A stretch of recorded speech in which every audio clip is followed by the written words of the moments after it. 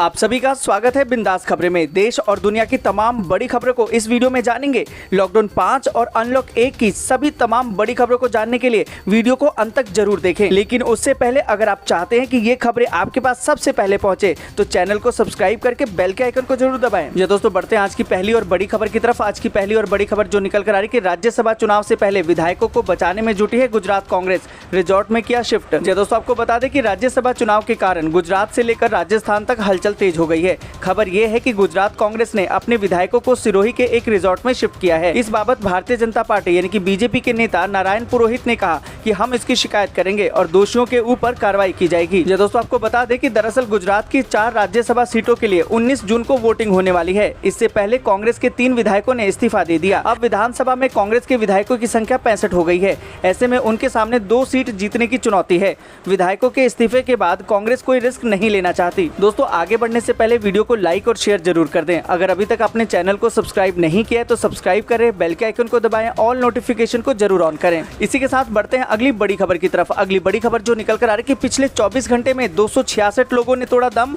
मरीजों का आंकड़ा 2,66,000 के पार। जी दोस्तों, आपको बता दें कि महामारी के मरीजों का आंकड़ा तेजी से बढ़ता जा रहा है। पिछले 24 घंटे के अंदर 9,987 नए मामले सामने आए और 266 लोगों ने दम तोड़ दिए। स्वास्थ्य मंत्रालय की ओर से मंगलवार सुबह जारी अपडेट के मुताबिक देश में कुल मरीजों की संख्या 2,66,598 हो गई है, जिसमें कि 7,466 लोग दम तोड़ चुके हैं। ये दोस्तों, बढ़ते हैं अगली बड़ी खबर की तरफ। अगली बड़ी खबर जो निकल कर आ रही है कि इन लोगों को केंद्र सरकार सालाना देगी 36,000 रुपए। जानिए आप भी कैसे उठा सकते हैं इसका फायदा। ये दोस्तों, आपको बता दें कि देश भर में फैले महामारी के बीच असंगठित क्षेत्र में काम करने वाले लोगों को काफी परेशानी का सामना करना पड़ा। सरकार की ओर से घरेलू कामगार, रिक्शा चालक, धोबी और खेतिहर मजदूर जैसे लोगों के लिए प्रधानमंत्री श्रम योगी मानधन योजना का प्रावधान है। इस योजना में रजिस्ट्रेशन कराने पर आपको अपने बुढ़ापे की चिंता करने की जरूरत नहीं होगी। ये दोस्तों, आपको बता दें कि इस स्कीम के तहत केंद्र सरकार 60 साल की उम्र के बाद सालाना 36,000 रुपए की पेंशन देती है, जिससे कि आप आसानी से अपना खर्च चला सकते हैं। सरकार के आंकड़ों के मुताबिक देश में ऐसे 42 करोड़ से अधिक वर्कर्स हैं जिन्हें इस स्कीम के तहत लाभ मिल सकता है। जो दोस्तों, आपको बता दें कि केंद्र सरकार ने 18 से 40 वर्ष की उम्र के लोगों के लिए इस योजना की शुरुआत की थी। अगर आपकी मंथली इनकम 15,000 रुपए और उम्र 40 साल से कम है तो आपको इसका फायदा बड़ी आसानी से मिल सकता है। आपको बता दें कि मेगा पेंशन स्कीम असंगठित क्षेत्र के कामगारों के लिए है। दोस्तों, आपको बता दें कि इस स्कीम में आपको 60 साल के बाद हर महीने 3,000 रुपए मंथली पेंशन मिलेगी। इसमें फैमिली पेंशन का भी प्रावधान है। आपके पार्टनर की असमय मृत्यु हो जाने पर यह प्रावधान लागू होगा। कोई भी व्यक्ति पेंशन खाते में जितना योगदान करेगा उतना ही योगदान सरकार की ओर से भी किया जाएगा। दोस्तों, आपको बता दें कि अगर आप असंगठित क्षेत्र में काम करते हैं और आपकी सैलरी 15,000 रुपए से कम है तो आप इस स्कीम का फायदा ले सकते हैं। इस पूरी खबर पर आप क्या सोचते हैं, कमेंट करके जरूर बताएं। ये दोस्तों, बढ़ते हैं अगली बड़ी खबर की तरफ। अगली बड़ी खबर जो निकल कर आ रही है कि महामारी पर केजरीवाल के इन 2 फैसलों को एलजी ने पलटा, बीजेपी पर भड़के आम आदमी पार्टी। ये दोस्तों, आपको बता दें कि महामारी के बढ़ते मामलों के बीच केजरीवाल सरकार के फैसलों को लेकर आम आदमी पार्टी और भारतीय जनता पार्टी यानी कि बीजेपी के बीच खींचतान बढ़ गई है। मामला ये हुआ है कि दिल्ली के उपराज्यपाल अनिल बैजल ने अरविंद केजरीवाल सरकार के 2 फैसलों को पलट दिया है, तो आम आदमी पार्टी का अपनी विपक्षी दल बीजेपी पर गुस्सा फूट पड़ा है। जो दोस्तों, आपको बता दें कि असल में उपराज्यपाल अनिल बैजल ने केजरीवाल सरकार के 2 फैसलों को बदल दिया। पहला, उपराज्यपाल ने मुख्यमंत्री अरविंद केजरीवाल के उस फैसले को पलट दिया जिसमें उन्होंने कहा था कि दिल्ली सरकार के अस्पतालों में सिर्फ दिल्ली के महामारी के मरीजों का इलाज होगा। दूसरा, उपराज्यपाल ने जारी आदेश में कहा कि अब ऐसे लोग जो सीधे किसी महामारी पॉजिटिव के संपर्क में आए हैं वे 5 से लेकर 10 दिन के भीतर अपना महामारी टेस्ट करवा सकेंगे। ये दोस्तों, बढ़ते हैं अगली बड़ी खबर की तरफ। अगली बड़ी खबर जो निकल कर आ रही है कि दिल्ली विश्वविद्यालय में दाखिले का पोर्टल हुआ शुरू, हेल्पलाइन नंबर भी किया गया लॉन्च। ये दोस्तों, आपको बता दें कि दिल्ली विश्वविद्यालय यानी कि डीयू ने 2021 के आगामी बैच के लिए स्नातक प्रवेश के लिए आधिकारिक वेबसाइट शुरू कर दी है। रजिस्ट्रेशन फॉर्म जो आज जारी होने की उम्मीद थी वह अभी जारी नहीं हुए हैं। यूनिवर्सिटी के छात्रों के प्रवेश संबंधी प्रश्नों का हल करने के लिए कई ईमेल पते और फोन नंबर जारी किए गए हैं।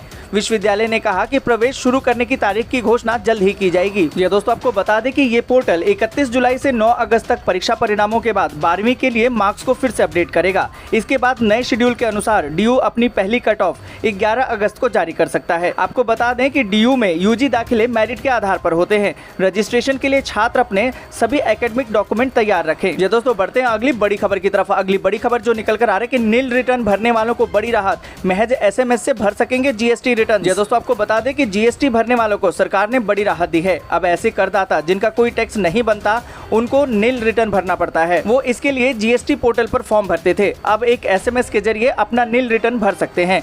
करीबन 22 लाख करदाता ऐसे हैं जो नील रिटर्न भरते हैं। उनको अब GSTR 3B रिटर्न फॉर्म भरने की जरूरत नहीं है। वित्त मंत्रालय के विभाग central board of indirect taxes and customers ने इसके लिए नंबर भी जारी किया है। जी दोस्तों, आपको बता दें कि देश में GST के करदाता सब मिलाकर 1.22 करोड़ हैं, जिसमें से 22 लाख ऐसे हैं जो नील का रिटर्न भरते हैं। आपको बता दें कि GSTR 3B रिटर्न हर महीने भरना होता है। अब उन्हें SMS के जरिए रिटर्न भरने की सुविधा मिल रही है। जानकारों के मुताबिक इससे राहत मिल सकेगी। जी दोस्तों, बढ़ते हैं अगली बड़ी खबर की तरफ। अगली बड़ी खबर जो निकल कर आ रही है कि 15 जुलाई के बाद होगा स्कूलों को खोलने का फैसला, केंद्र सरकार की गाइडलाइन पर ही खुलेंगे स्कूल। जी दोस्तों, आपको बता दें कि स्कूलों को खोलने को लेकर केंद्र की तरह राज्य भी जल्दबाजी में नहीं है। मानव संसाधन विकास मंत्रालय की ओर से इस मुद्दे पर चर्चा के लिए सोमवार को बैठक बुलाई गई। बैठक में ज्यादातर राज्यों ने स्कूलों को खोलने की योजना को अगले 2 महीने तक और स्थगित रखने का सुझाव दिया। तकरीबन 70% स्कूलों को क्वारंटीन सेंटर बनाने की बात भी बताई गई। इनमें करीबन 200 केंद्रीय विद्यालय भी शामिल हैं। ऐसे में मंत्रालय ने संकेत दिए हैं कि स्कूलों के खोलने को लेकर कोई भी फैसला 15 जुलाई के बाद ही लिया जाएगा। जी दोस्तों, आपको बता दें कि अनलॉक 1 के बाद महामारी की स्थिति को देखते हुए अनलॉक के अगले चरण की तैयारी की जाएगी, जिसकी फिलहाल 15 जुलाई के आसपास समीक्षा होगी। उसके बाद ही स्कूलों, कॉलेजों और कोचिंग सेंटरों को खोलने का निर्णय लिया जाएगा। मंत्रालय ने भी राज्यों के साथ चर्चा में साफ किया कि स्कूलों को लेकर कोई भी गाइडलाइन गृह और स्वास्थ्य मंत्रालय के दिशा निर्देशों के बाद ही जारी की जाएगी। इसके बाद ही कोई भी राज्य अपनी स्थिति के आधार पर स्कूलों को खोलने का निर्णय ले सकेंगे। जी दोस्तों, बढ़ते हैं अगली बड़ी खबर की तरफ। अगली बड़ी खबर जो निकल कर आ रही है, राजनाथ सिंह के निशाने पर राज्य सरकार, कहा महाराष्ट्र में सरकार है या सर्कस चल रहा है। जी दोस्तों, आपको बता दें कि महाराष्ट्र में भाजपा कार्यकर्ताओं को वर्चुअल रैली के जरिए संबोधित करते हुए रक्षा मंत्री राजनाथ सिंह ने राज्य सरकार पर भी जमकर निशाना साधा। उन्होंने कहा कि महाराष्ट्र में ऐसा लगता है कि सरकार से ज्यादा सर्कस चल रहा है। दुर्भाग्यपूर्ण है कि राकंपा प्रमुख शरद पवार के मजबूत नेतृत्व में भी राज्य लड़खड़ा रहा है। जी दोस्तों, आपको बता दें कि रक्षा मंत्री ने कहा कि शक्ति का लालच राजनीतिक गठबंधन और प्रतिबद्धता पर भारी पड़ रहा है। जब महाराष्ट्र में चुनाव होना था तो भाजपा और शिवसेना का गठबंधन हुआ, लेकिन गठबंधन के बाद सत्ता के हवस में भाजपा को धोखा दिया गया। मैं भाजपा के चरित्र को स्पष्ट करना चाहता हूं कि हम धोखा खा सकते हैं, लेकिन धोखा कभी दे नहीं सकते। ये भाजपा का चरित्र रहा है। जहां महामारी के किसी मरीज को एम्बुलेंस के लिए 16 घंटे इंतजार करना पड़े, क्या वहां कोई सरकार भी है? जी हाँ दोस्तों, बढ़ते हैं अगली बड़ी खबर की तरफ। अगली बड़ी खबर जो निकल कर आ रही कि उबर ने शुरू की नई आवरली रेंटल सर्विस, अब घंटों के हिसाब से बुक कर सकेंगे कार। जी हाँ दोस्तों, आपको बता दें कि उबर अपने ग्राहकों के लिए खास सुविधा लेकर आया है। इसके तहत वे अब कार घंटों के हिसाब से बुक कर सकेंगे।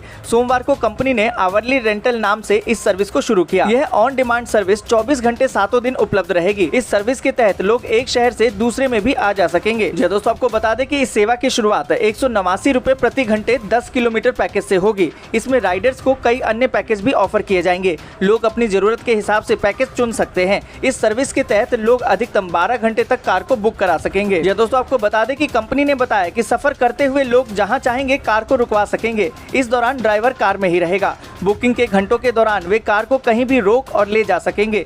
कंपनी के अनुसार इसका मकसद ग्राहकों को अपनी कार जैसी सुविधा उपलब्ध कराना है। आपको बता दें कि यह सर्विस फिलहाल 17 शहरों में उपलब्ध है।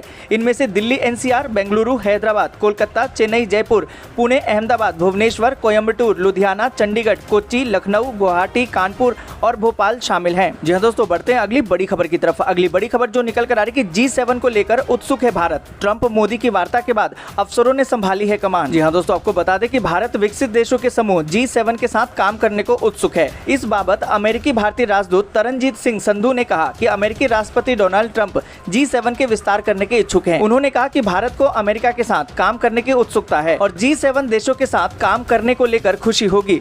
गौरतलब है कि राष्ट्रपति ट्रंप ने प्रधानमंत्री नरेंद्र मोदी को शिखर सम्मेलन में भाग लेने के लिए आमंत्रित किया है। उन्होंने मोदी से G7 का विस्तार करने की अपनी इच्छा को साझा किया। उन्होंने कहा कि अभी तक इसके लिए कोई अंतिम तारीख तय नहीं हुई है। गौरतलब है कि 2 जून को प्रधानमंत्री मोदी ने अमेरिकी राष्ट्रपति डोनाल्ड ट्रंप से टेलीफोन पर बातचीत की थी। जी दोस्तों, आपको बता दें कि भारतीय प्रधानमंत्री नरेंद्र मोदी और अमेरिकी राष्ट्रपति डोनाल्ड ट्रंप के बीच हाल ही में टेलीफोन पर वार्ता का जिक्र करते हुए अमेरिका में भारतीय राजदूत तरनजीत सिंह संधू ने कहा कि दोनों नेता नियमित रूप से संपर्क में हैं और दोनों देश के वरिष्ठ अधिकारी भी एक दूसरे से बात कर रहे हैं। उन्होंने कहा कि दोनों देश के अफसर नियमित रूप से संपर्क में हैं। भारत सरकार और अमेरिकी प्रशासन के दोनों वरिष्ठ अधिकारी नियमित रूप से बात कर रहे हैं। जी हाँ दोस्तों, बढ़ते हैं अगली बड़ी खबर की तरफ अगली बड़ी खबर जो निकल कर आ रही है कि 1.5 करोड़ डेयरी किसानों को मार्च अंत तक मिलेंगे 3 लाख करोड़, दिए जाएंगे किसान क्रेडिट कार्ड। जी हाँ दोस्तों, आपको बता दें कि कृषि क्षेत्र की विकास दर को गति देने के लिए उससे संबद्ध क्षेत्रों को प्रोत्साहन देने पर सरकार का जोर है। लॉकडाउन के दौरान डेयरी क्षेत्र के किसानों को बहुत मुश्किलों का सामना करना पड़ा, जिनकी मदद के लिए सरकार की ओर से कई कदम उठाए गए हैं। डेयरी से जुड़े हुए पशुपालकों को पहली बार किसान मानकर उन्हें हर संभव मदद की जा रही है। चालू वित्त वर्ष 2020-21 के अंत तक देश के 1.5 करोड़ से अधिक किसानों को पहली बार किसान क्रेडिट कार्ड देने की योजना को पूरा किए जाने का लक्ष्य है। यह दोस्तों आपको बता दें कि डेयरी किसानों को हुए नुकसान की भरपाई करने के लिए सरकार ने कई तरह की मदद मुहैया कराई है। इसके तहत केसीसी पर डेयरी किसानों को तकरीबन 3 लाख करोड़ रुपए की रियायती ऋण देने का प्रावधान किया गया है। इससे जरूरतमंद डेयरी किसानों को अपना कारोबार बढ़ाने में पूरी मदद मिल सकती है। डेयरी से जुड़ी हुई उन सहकारी संस्थाओं को सरकार की ओर से वित्तीय सहायता मुहैया कराई गई है जिन्होंने लॉकडाउन के दौरान कच्चा दूध खरीदने की पहल की है। जी हाँ दोस्तों, बढ़ते हैं अगली बड़ी खबर की तरफ। अगली बड़ी खबर जो निकल कर आ रही है कि महामारी का प्रकोप न थमने की वजह से गरीबों को 2 महीने और मिलेगा मुफ्त अनाज। दोस्तों आपको बता दें कि लॉकडाउन से हलकान गरीबों को राहत देने वाली केंद्र की प्रधानमंत्री गरीब कल्याण अन्न योजना को 2 महीने और बढ़ाया जा सकता है। इसके तहत अगले और 2 महीने तक उपभोक्ताओं को मुफ्त अनाज मिल सकता है।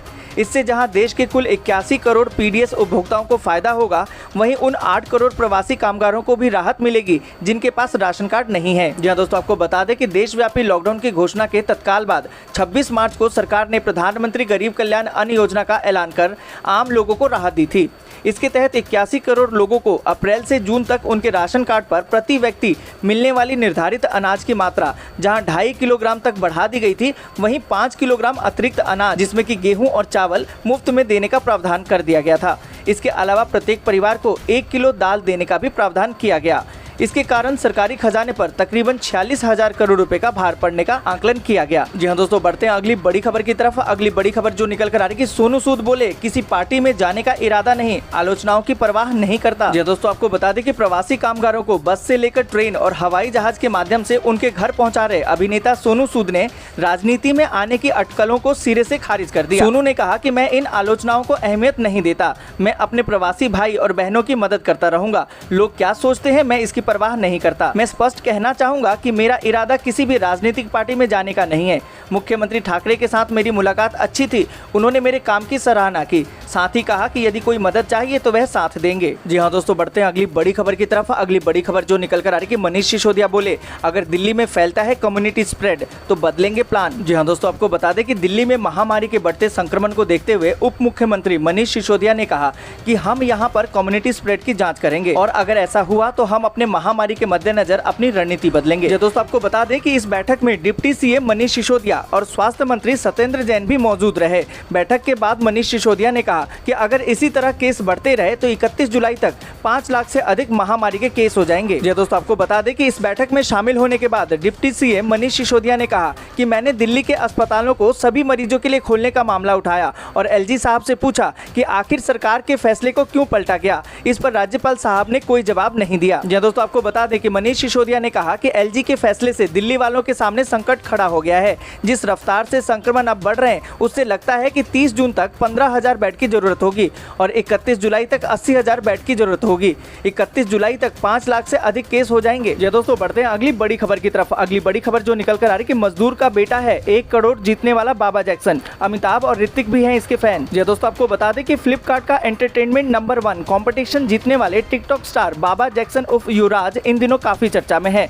हालांकि ऐसा नहीं है कि इस इनाम को जीतने के बाद युवराज मशहूर हुए हैं, वह सोशल मीडिया पर पहले से ही एक जाना पहचाना नाम है और अमिताभ बच्चन, ऋतिक रोशन और टाइगर श्रॉफ जैसे सितारे उनके वीडियो को अपने सोशल मीडिया अकाउंट पर पोस्ट कर चुके हैं। या दोस्तों, आपको बता दें कि लॉकडाउन के दौरान फ्लिपकार्ट ने एंटरटेनमेंट नंबर 1 कंपटीशन शुरू किया था, जिसमें हर हफ्ते एक विजेता को 10 लाख रुपए का इनाम और मेगा विनर को 1 करोड़ रुपए का इनाम मिलना था। दोस्तों, आज के लिए बस इतना ही। वीडियो को लाइक और शेयर जरूर कर दें। अगर अभी तक आपने चैनल को सब्सक्राइब नहीं किया तो सब्सक्राइब करें, बेल के आइकन को दबाएं, ऑल नोटिफिकेशन को जरूर ऑन करें।